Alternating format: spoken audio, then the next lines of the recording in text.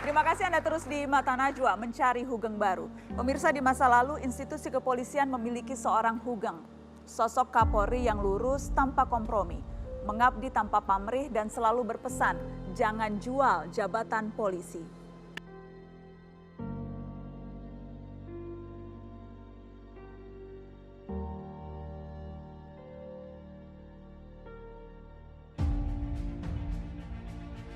Tidak sedikit dari masyarakat meragukan polisi ataupun aparatur negara karena selalu dikaitkan dengan sogok dan pungli.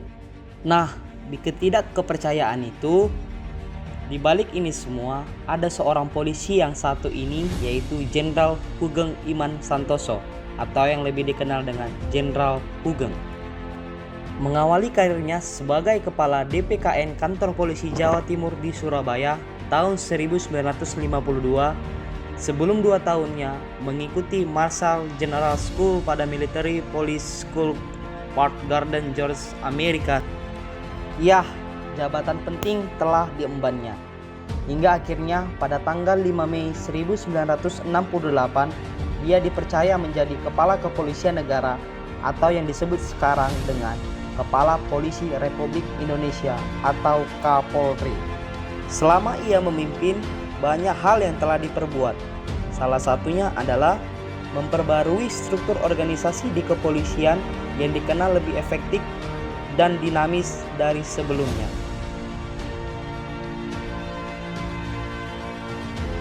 Ikon polisi bebas korupsi. Pada masa Orde Baru, Kepolisian Republik Indonesia di mata masyarakat sangat tidak dipercayai karena tindakan korupsi mereka. Namun hal ini tidak berlaku bagi Jenderal Hugeng. Bahkan seorang Gus Dur pernah berguyonan tentang polisi jujur.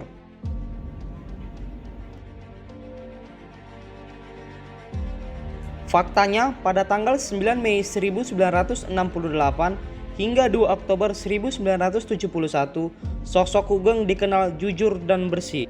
Saking jujurnya, hingga ia pensiun, ia tidak bisa menikmati rumah pribadi yang mewah dan tabungan yang cukup seperti teman-teman Jenderal Hugeng.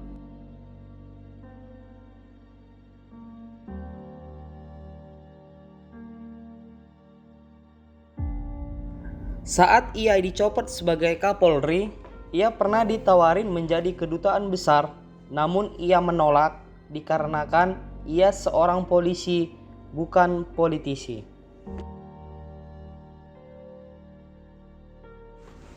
Membongkar kasus besar. Selain jujur, Jenderal Hugeng dikenal dengan ketegasannya karena ia tidak dapat diintervensi oleh para penguasa. Sebagai bukti, ada 2 kasus yang diurus oleh Jenderal Hugeng. Tidak peduli kasus yang dihadapinya, dia adalah para penguasa yang dekat dengan Presiden Soeharto pada saat itu. Sebut saja kasus Sam Kuning dan kasus penyelundupan mobil-mobil mewah oleh Roby Cahyadi. Untuk kasus Sam Kuning, yaitu pemerkosaan terhadap Sumari Chum, seorang penjual telur yang pernah diperjuangkan oleh Jenderal Hugeng. Bahkan pada tahun 1971, ia membuat tim khusus yang dinamai Tim Pemeriksa Sam Kuning. Sayangnya kasus ini gagal ditangani oleh Jenderal Hugeng karena diambil alih oleh Presiden Soeharto, disebabkan kasus ini mengarah pada anak-anak petinggi Kerajaan Yogyakarta. Kasus lainnya berupa penyelundupan mobil-mobil mewah yang bernilai miliaran rupiah yang menyeret nama pengusaha Roby Cahyadi. Meski sempat lolos karena jaminan, ia benar-benar terbukti menerima sogokan dan ditahan. Dicopot oleh Soeharto.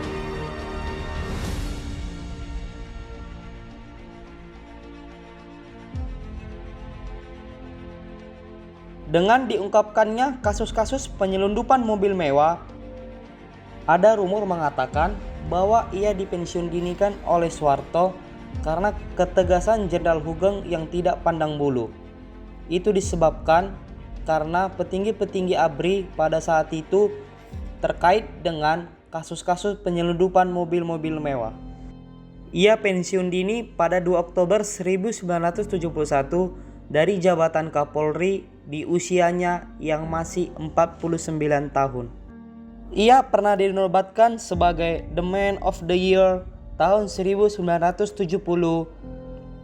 yang merupakan membangkang dan dicopot pada masa jabatannya.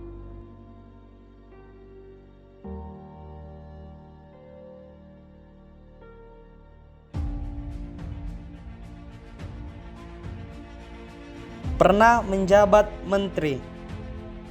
Ia pernah menjabat sebagai menteri pada zaman Soekarno.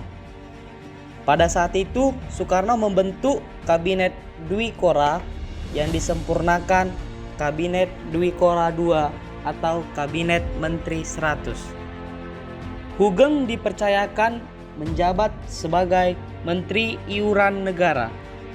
Kabinet ini dibentuk pada tanggal 24 Februari dan berakhir pada tanggal 24 Maret 1968.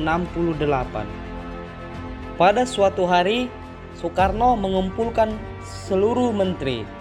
Namun kali ini Soekarno bukan mengajak untuk rapat, melainkan Soekarno kedatangan teman dari Belanda. Karena teman Soekarno mau pulang ke Belanda melewati Amerika, Soekarno mempersilakan para menteri-menterinya untuk meminta oleh-oleh yang dibawakan ia nanti. Menteri-menteri lain sibuk memikirkan oleh-oleh untuk dirinya sendiri, namun tidak bagi Jenderal Hugeng, karena beliau hanya meminta mengirimkan surat ke teman lamanya di Amerika. Mantan Kapolri yang sederhana.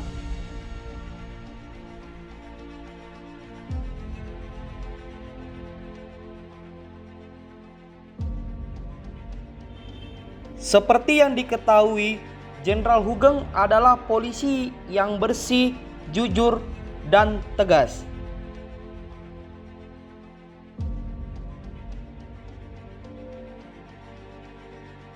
Di suatu hari, pernah sang istri Hugeng meminta studi banding ke luar negeri, namun sang Jenderal Hugeng melarang dikarenakan negara akan mengeluarkan uang banyak untuk studi banding tersebut.